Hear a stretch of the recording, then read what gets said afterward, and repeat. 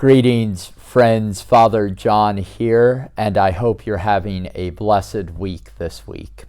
I'm coming to you from my new office space, which is the Old Godly Playroom, and I want to just give a quick word of thanks to everyone who helped make this transition happen. And as you can see, I'm still sort of in the process of finalizing the total move.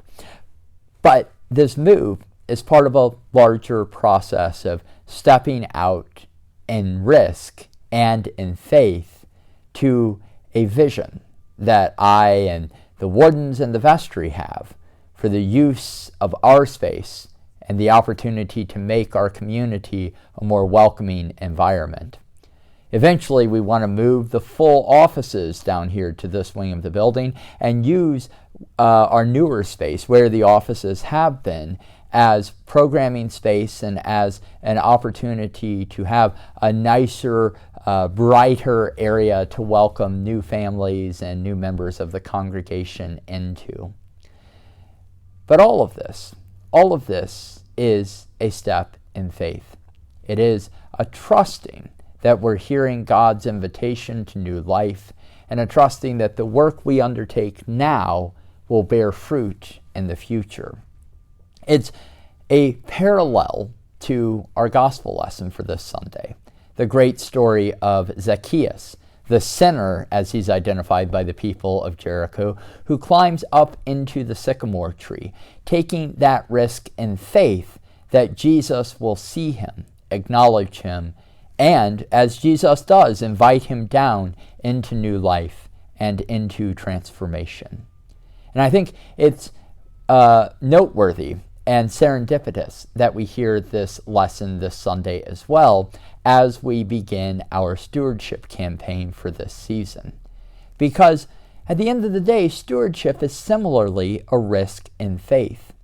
It's a trusting that our very precious resources, financial resources, time resources, energy resources, that those precious resources that we commit to this place, to this community, to this mission, are going to be honored, blessed, and bear fruit in the future, even sometimes if it's fruit that we don't see immediately or don't even see in our lifetime.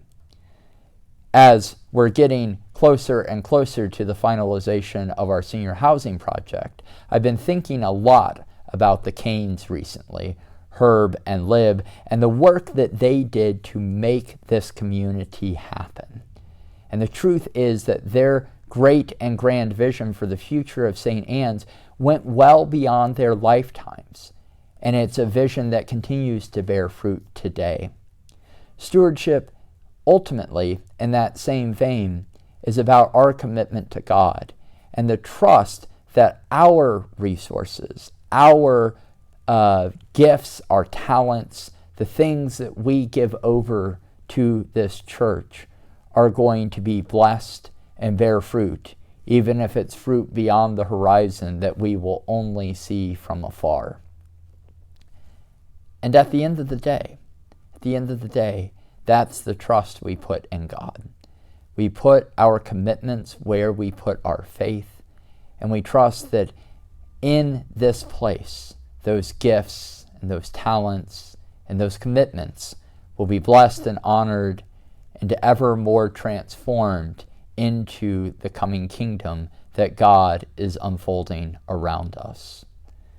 So I'll be talking about exactly what stewardship looks like and what it means and how it means different things for different ones of us over these next coming weeks.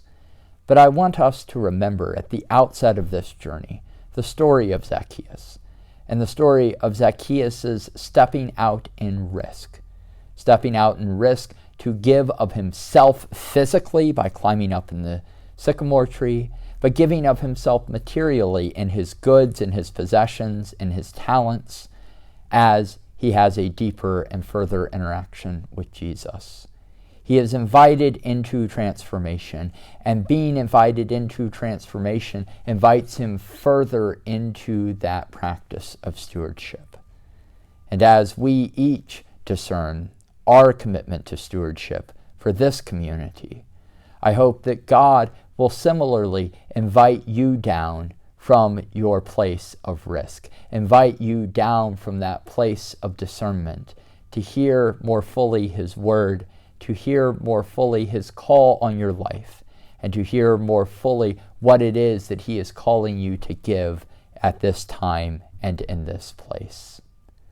Friends, we journey this journey together, but as always, my prayers and my blessings are with you, and I look forward to this place of deep discernment and the excitement on the horizon that God is unfolding before us.